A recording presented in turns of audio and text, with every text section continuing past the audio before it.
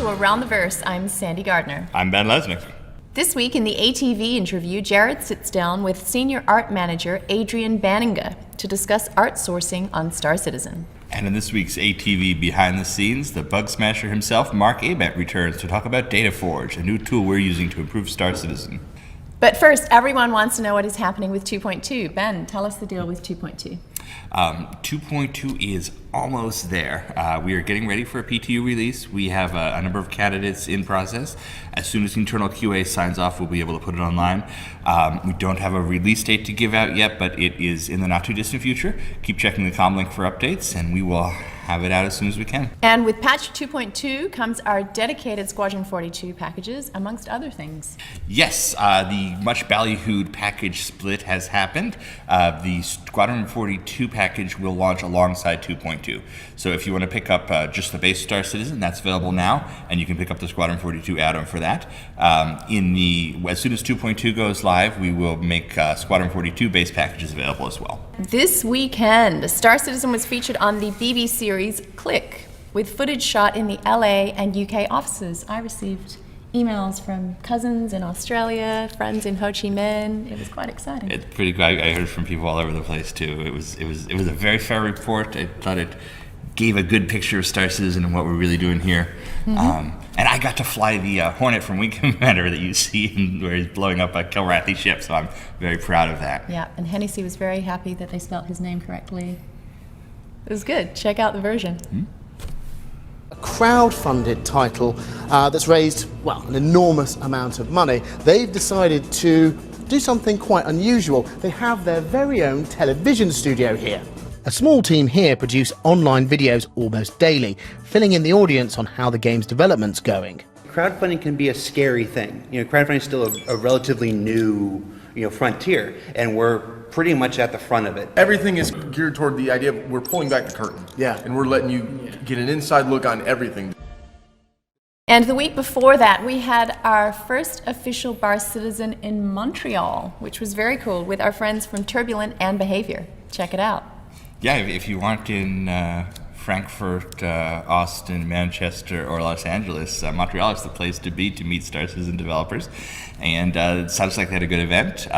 Jared and I actually got to go in via Skype and answer questions. So thanks for having us, and we hope you all had a good time. Now let's check in with our studios from around the world in this week's News from Around the Verse.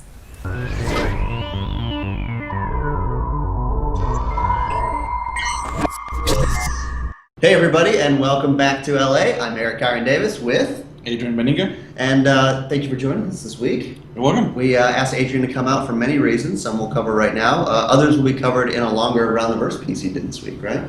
Yes. You got to get a long chat with those guys. I know. They snagged you in the office in the studio and talked to you. Yeah. Awesome. So we got a few updates for you. A couple things that are happening around the studio. One, we're working hard on the Caterpillar concepts. There's some additional concepts we need to do for Caterpillar. We've talked about this in the past. Gurmuk's been working feverishly on this, and they're coming together really, really well. On the design side, we're also working on the design doc. We talked about shields last week. We're still working on shields. Chad has been working heavily on that.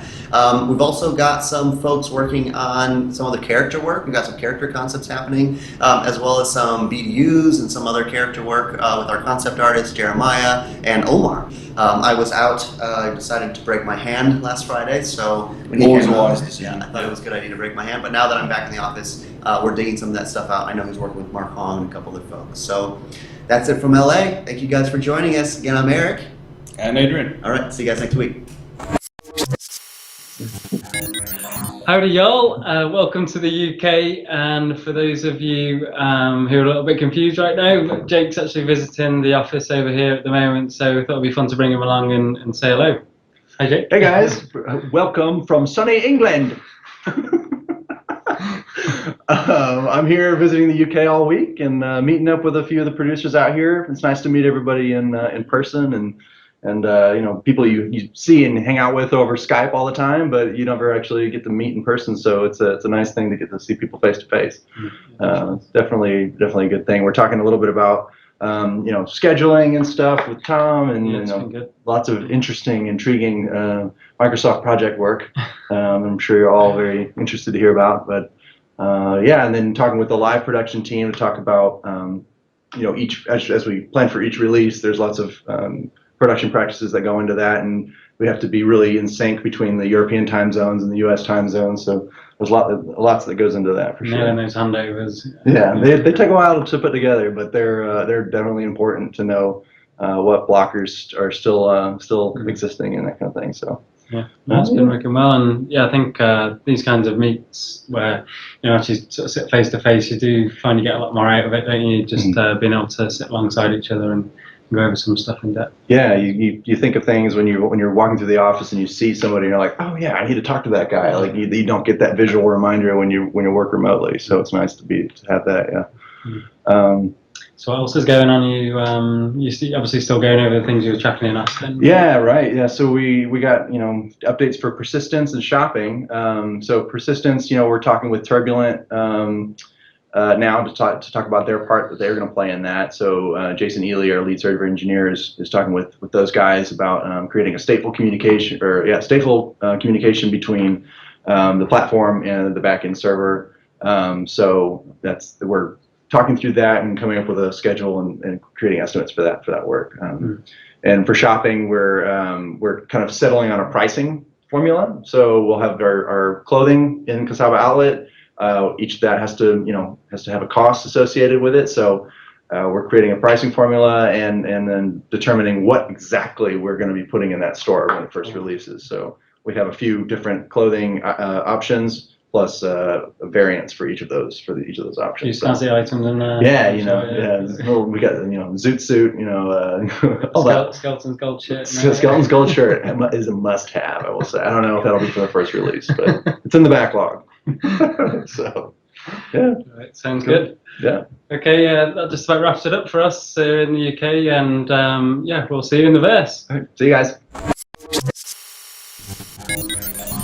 Hey guys, Brian Chambers from the Frankfurt office. This week, so far, we're basically gathering all the information that we had from the meetings with Aaron and Chris and a few guys last week. When they come out here and we have focused time with them, I mean, it really does pretty much involve all disciplines to some extent. If I read through some of the meetings just to give you guys a little bit of insight at kind of some of the stuff we discuss, although I can't tell you everything we discuss. But we met with Cinematics, going over their art schedule, the support and how that's going to go back and forth with the UK and Frankfurt. Looked at progress of certain blocked out scenes. We talked about sign-off process and protocol and how we're going to do that to get sign-off. Core engine, we looked at the full schedule pretty much for 2016. Chris sat down with the other TDs and really structured it out, put priority on what we should focus on and what takes a little bit less priority and so on. A lot into the procedural tech with the planets and how we're driving that, how we need to build the art, what those standards are. Other stuff we can't talk about, and yes, I'm reading through a list right now.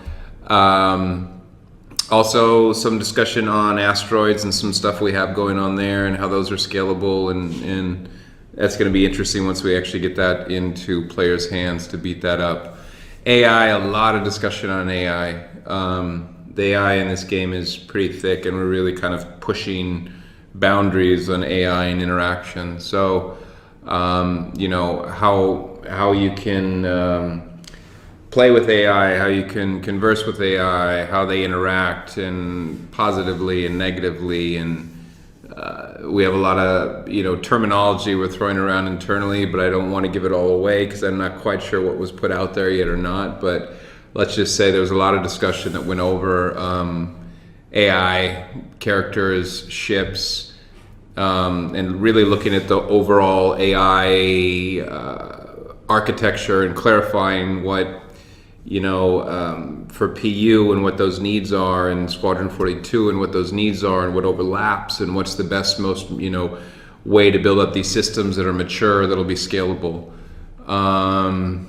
Production, I think we talked about a little bit last week. We pretty much went over the headcount and our growth of what we're going to be, where we see ourselves, moving forward in the next 6 months and a year. And also looking at kind of evaluating what disciplines we have and how we're staffed and where we may need more and so on. Design went over a lot, looking at mission systems, lot based on Squadron 42. We also had Tony out here from Austin, so did a lot of digging in on PU, looking at the prefab systems, looking over the piping prototype.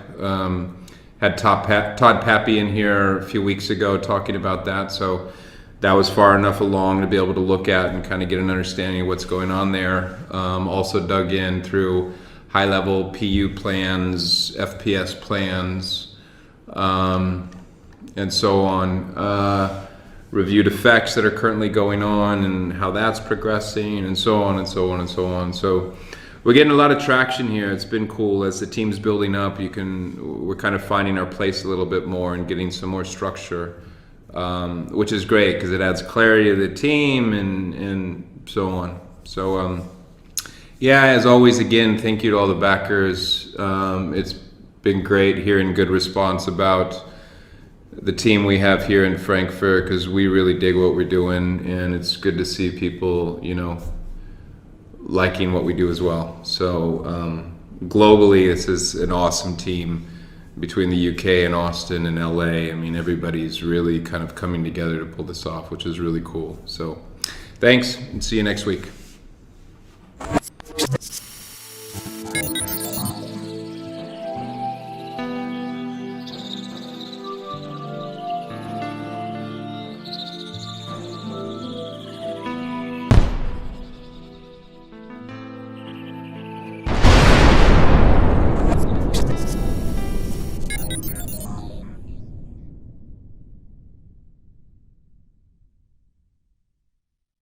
As always, a big thank you to all of our studios from around the world.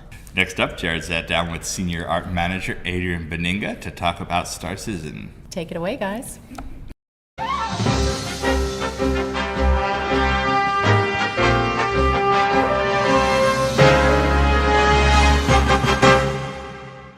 Thanks, guys. On this week's A.T.V interview, we're sitting down with Senior Art Manager Adrienne Beninga. Adrienne, how you doing, man? Hi, nice to meet you. Good. I didn't slaughter that, did I? No. All right, thanks. Acceptable. All right. Now, Adrienne, you are the Senior Art Manager. Yes. And you work out of the UK office. Yes. So start us off, just tell us real quickly, what does a Senior Art Manager do? Basically the guy that helps the art director make sure that the art team is running smoothly and that the tasks that are set for them are being done. And that also the production doesn't try and kill them. Okay. We've had a few close calls over the years. It's all right. Yeah. What kind of things do we use art outsourcers for? It depends what our needs are, basically. We use them for ships concepts, characters, animations, creating some ships we've done in the past as well. Just whatever our art needs are at the time. Okay. Yeah. And like for right now, we've got art outsourcers working on the Aspera Prowler. Well, the Prowler is not in the works right now because that's kind of on hold. We've decided to go back and we needed to pick up where the Tavaran race was first, get that concepted properly. We've adapted the ship's pipeline so that we're doing things a little bit more structured than I think we were used to in the past. So, getting the race all figured out, getting their style guides done is one of the first things we need to do before we concept a ship that they've made, and then from there on we just move forward with more ships from that race.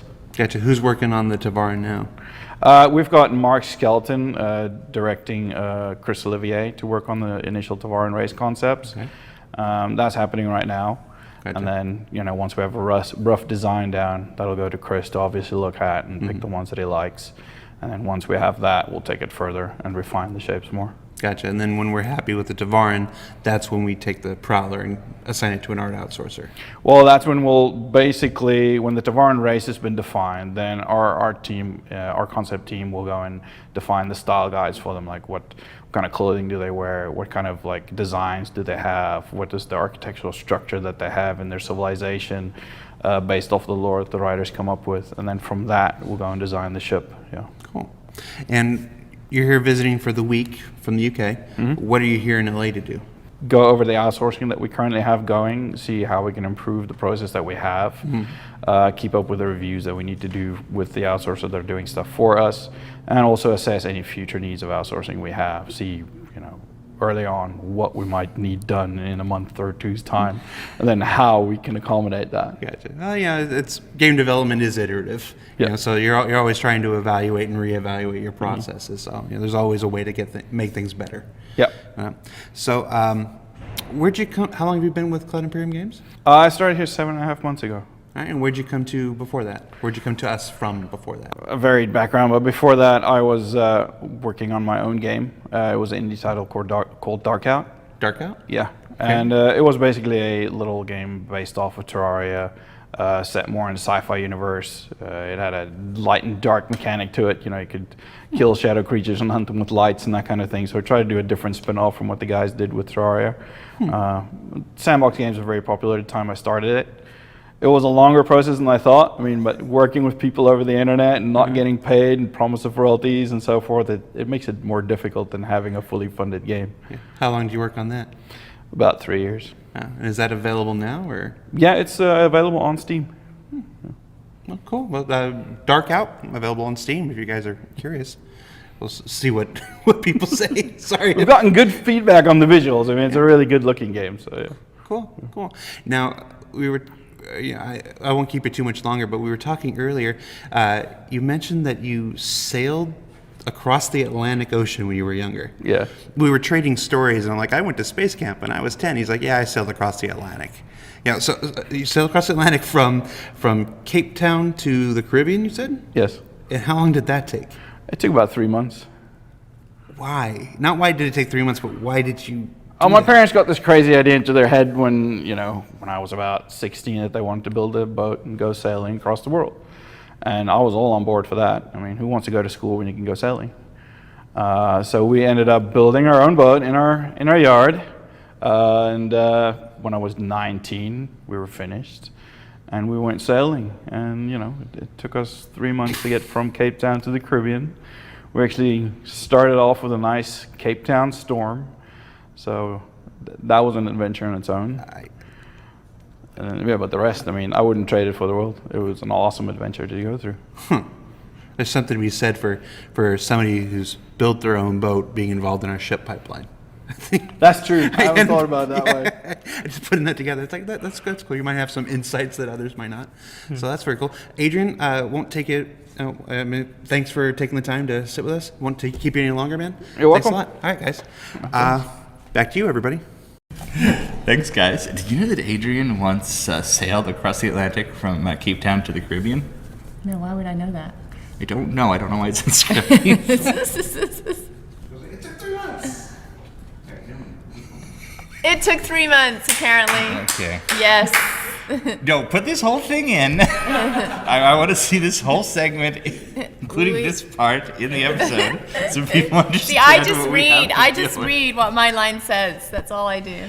See, people think, oh, they're getting trolled and they're fighting with people on the internet and there's problems with Star Citizen. No, the Jared script is the problem with Star Citizen. Right.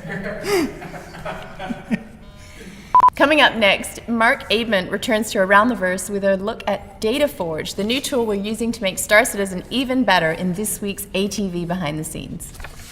Here I thought Dataforge was what Dr. Soong used to make his androids.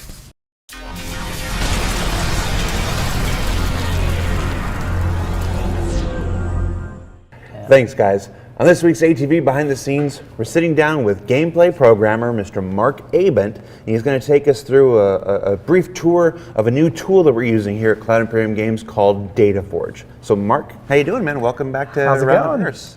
It's good to be on the. Well, I don't think I've been on Around the Verse in a long time. Not since you went rogue and started your own show. But no, it's good to have you back. Mm-hmm. Now, Dataforge. Let's just start at the beginning. What is Dataforge? Well. One thing I noticed, do I look at you or do I look at... You can look at me. Okay. All right.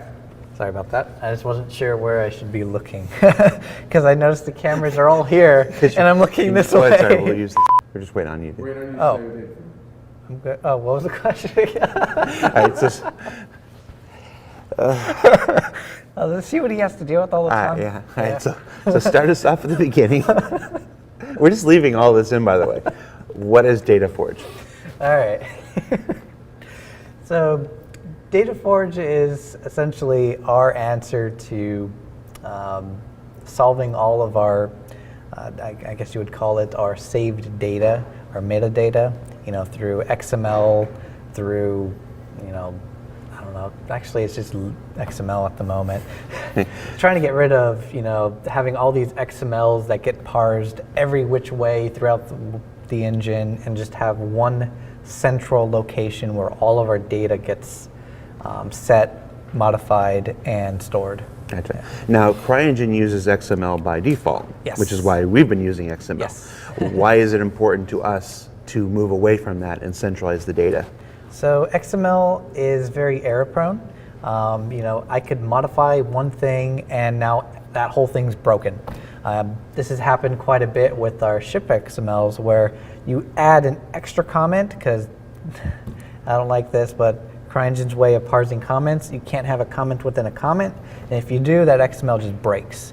So you could have simple things as that, or a double quote, or a wrong thing here, and now your ship is vanished, and it's like, oh no, what did I just do? Gotcha. And especially becomes error prone when you have guy over here working on something, guy over here working on something, they both commit and merge, and it just becomes a mess. Gotcha. And of course, the game that we're making is a bit bigger than Yes. than the scope of what CryEngine was originally designed for. So I think we're moving into an area now where XML just isn't robust enough. Yeah, it was fine in the beginning when you had one person like Calyx working on it, but now we have a dozen studios all working on the same thing. It just becomes a nightmare. Yeah. 4 internal studios and outsources, guys. We didn't expand to a dozen studios last night, not tell anybody. There'll be a thread. Yeah. Now, I forgot where I was going to go with that now. Oh well. So CryEngine was, it's an in-house tool created by who, Ashley? It was created by Ashley Canning, and I believe it was also David Gill.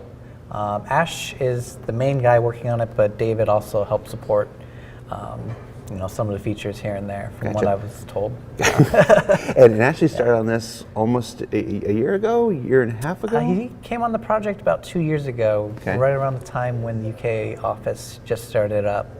He wasn't originally planned to work on this. I think he was going to be a gameplay programmer. And then about a couple months after he came in, we needed a solution like this, and Dataforge was the answer. We didn't know what it was going to be, but we needed someone to work on it, and Ash was like, "I'll do it." Gotcha. So why don't you take us through, show us an XML, and then show us what Dataforge can do for us. Sure. So let me pull over a simple XML. Oh, come on. Move to new instance. So here we have a 20 millimeter round of ammo that I'm not sure which gun, I think the Gatlings use this. And it's actually split in two. We have the design view, and then we also have, which we call the interface, which is the graphics view. We had problems where designers and artists wanted to modify things. They would stomp over each other's work. So we ended up splitting it with this interface system where this is the design stuff and this is all the visual stuff, lights, lasers, graphics. So even something as simple as a bullet had 2 different XMLs. It had 2 different things. All right. The other reason why they had 2 was we used to use something called Script Monkey. It was something I wrote where in Excel, you basically had the names of the projectiles and then some properties and would auto-generate the XML. Now, when people go in there and just start modifying things without using that script, when someone reruns that script, all the settings would be lost. And the artist didn't know about that thing at the time, and it was never set up. So artists would go in, add some particles, change the light color, and then the designer would rerun the script. It would flush out all the changes and be like, what happened to my changes? It's like, oh no. Artists, man. So we wanted to keep the design being able to use that batch scripting. So, you know, you could go on an XML and change all the design damage and stuff like that. So they wouldn't have to go through every single XML.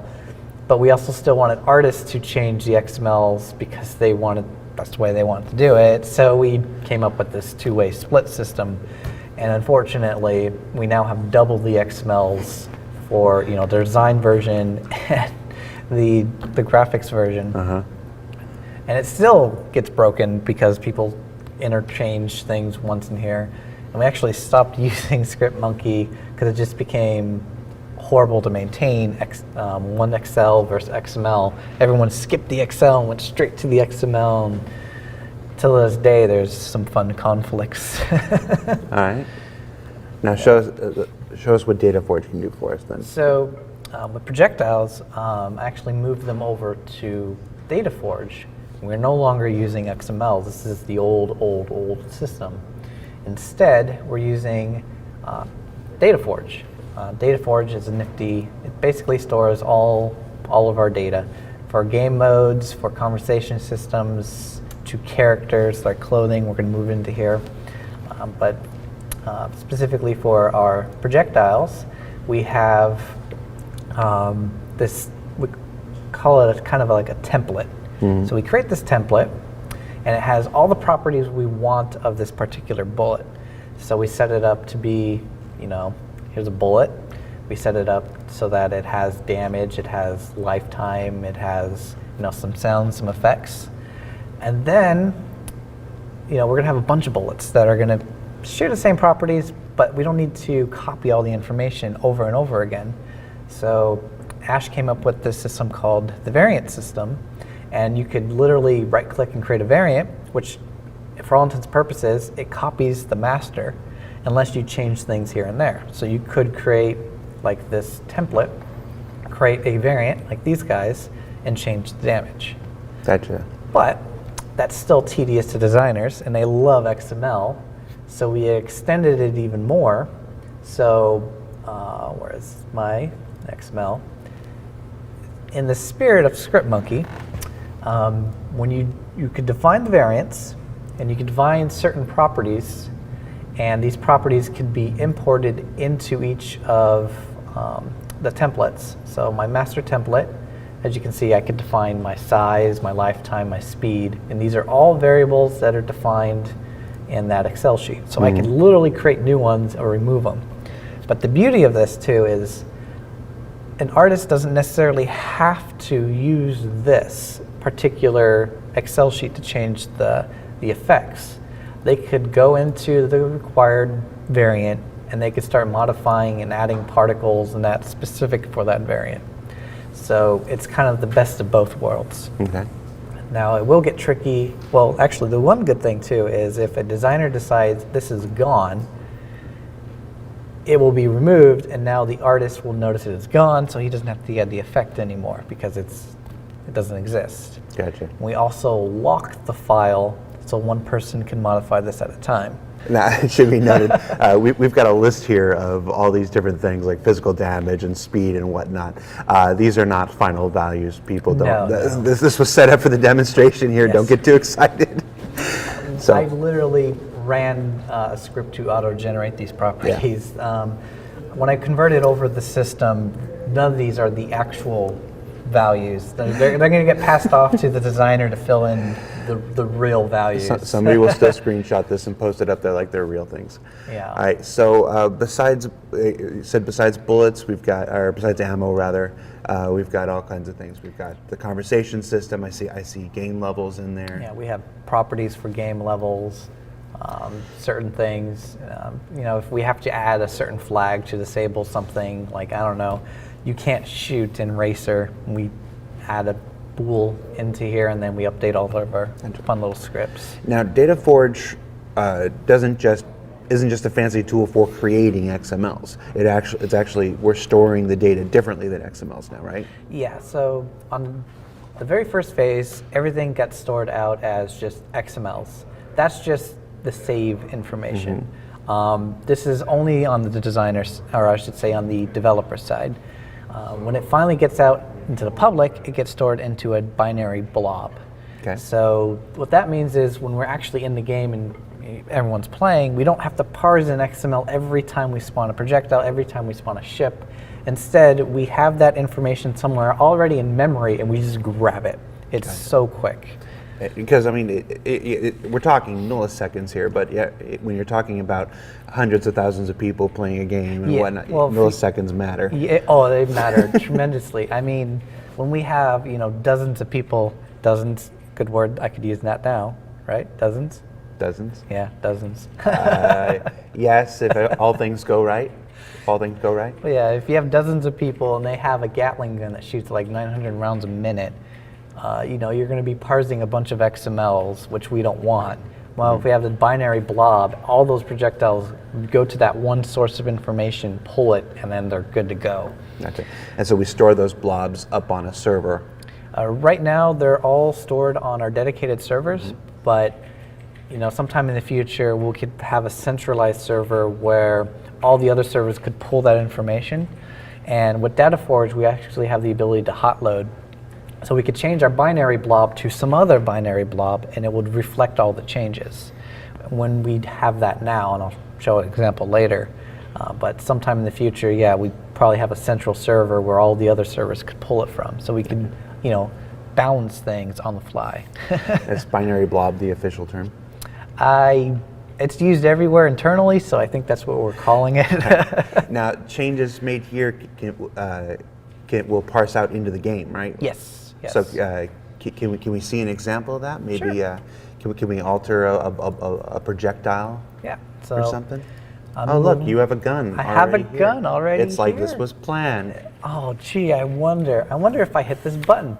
Look at that, it shoots. Right. Let's say it going a couple times. All right. So I have a little quick gun here that shoots a couple projectiles when I tap the button. Right. And this particular projectile, I'm using the 20 millimeter ammo, and the speed is kind of insane. Right. And what I could do here is add a little decimal point, save the Excel sheet.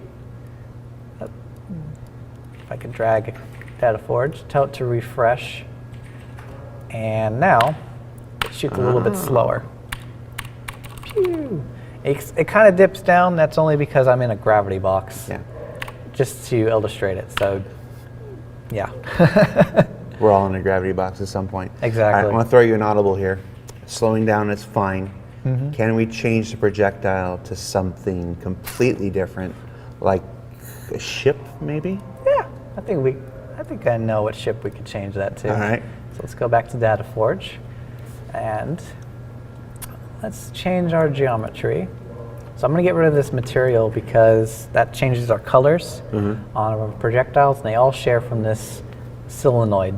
So what I can do, I can change this guy. Let's just say, let's change it to an M50.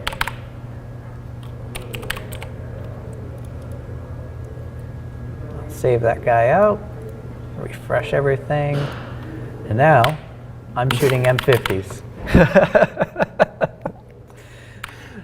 Yeah, Justin, add some sound effects. Let's see what sound an M50 makes when it shoots. Pew, pew, pew. All right. Let's change that back before I get in trouble. Yeah, I think we should keep it. Well, Mark, thanks so much for giving us a brief tour of Dataforge. This is an incredibly important tool, a year and a half in the making now. It's gonna store all of our data for ships and weapons and our game levels, and it's exciting to be able to shave off those milliseconds from having to parse stuff and to store everything dedicated on dedicated servers. So thank you so much, man. No problem. Thank you guys. Back to you. Seriously, fix the ship.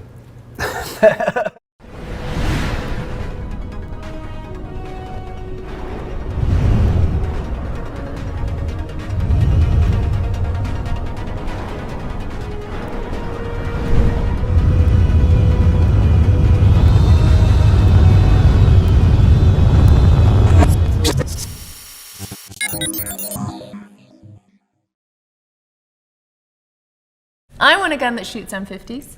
You change that back? Yes. No. Our very own Gurmik Basin recently finished teaching a 3D concept class, and his students created a single-seater fighter ship as a class project. I like that there's a world in which there's such a thing as spaceship class, by the way. But Gurmik is really proud of the work his students did. It's all heavily inspired by his work in Star Citizen, of course. So we offered to share some of the designs on the show. These are not ships for Star Citizen, but who can turn down a cool spaceship no matter where it's from? Check them out. Hey everyone, this is Gurmuk Basin here. So the purpose of the class was to get people comfortable with exploring concepts in 3D. One of the unique things here that I do on Star Citizen is design ships in full 3D concept. And I wanted to share my technique with people who are interested and get people excited about exploration and trying things out in 3D. So the purpose of this course was to do a single-seat fighter ship similar to the Gladius. I wanted it to be for Aegis since that's one of our more beautiful manufacturers in the game.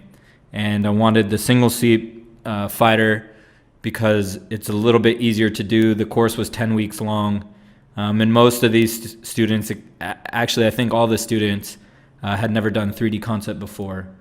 So this was their first time, even for some of them, first time using 3D and the first time creating something of their own in 3D. But overall, the purpose of this was to get comfortable with designing a Star Citizen-esque ship in 3D from scratch. And I think everyone who turned in a final project did a really great job. And now it is time for this week's MVP. Bend the envelope, please. Da, da, da, da, da, da. MVP award goes to Ghost. Yay! A ghost! For his video, What is Star Citizen? The full explanation. It's pretty much impossible to boil Star Citizen down into 18 minutes, or so I would have thought. But Ghost does a pretty good job. Here's a clip. Chris Roberts started a company called Cloud Imperium Games, and they announced that they were working on a space sim called Star Citizen. They started a Kickstarter for it with the goal to raise $4 million. By the end of 2012, they reached all stretch goals and raised $6.2 million in crowdfunding alone, which broke all crowdfunding records for a single game at the time. Congratulations, Ghost. You are this week's MVP. Raise the roof. And now here's your art sneak peek.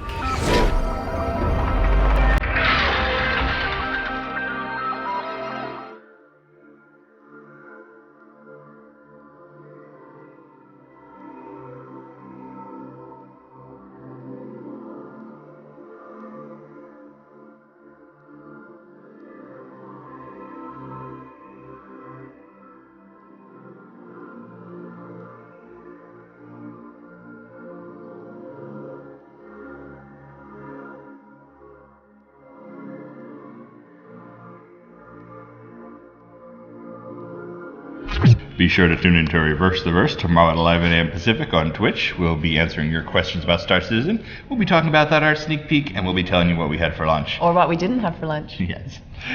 Check it out tomorrow.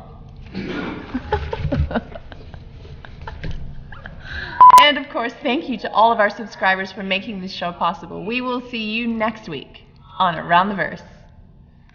Around the Verse. It's a low-carb diet.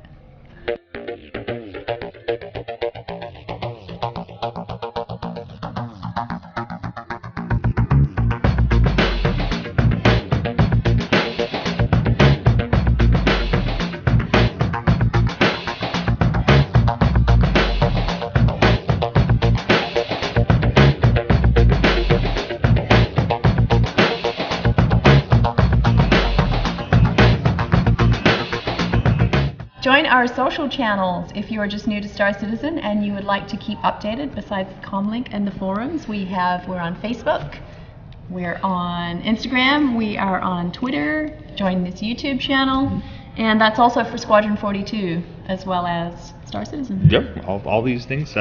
Just more ways to keep up with the team.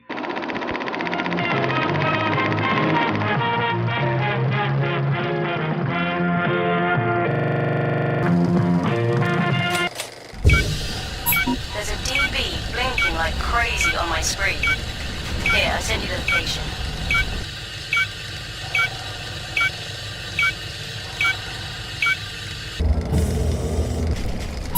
Hi, welcome to the neighborhood. After the merger and the rebuild, there is no public information on the processing plant. Terra Mills has locked down everything. They can't handle the scale. Whatever they put into Benny's does not come from Bremen.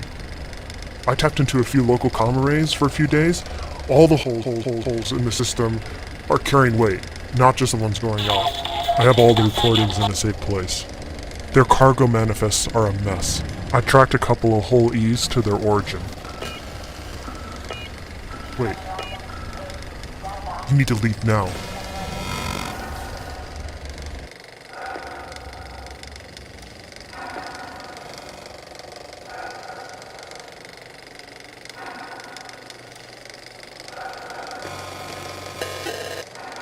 BB at Gundo Shipping Hub, Crusader, Stanton System. I'll have everything.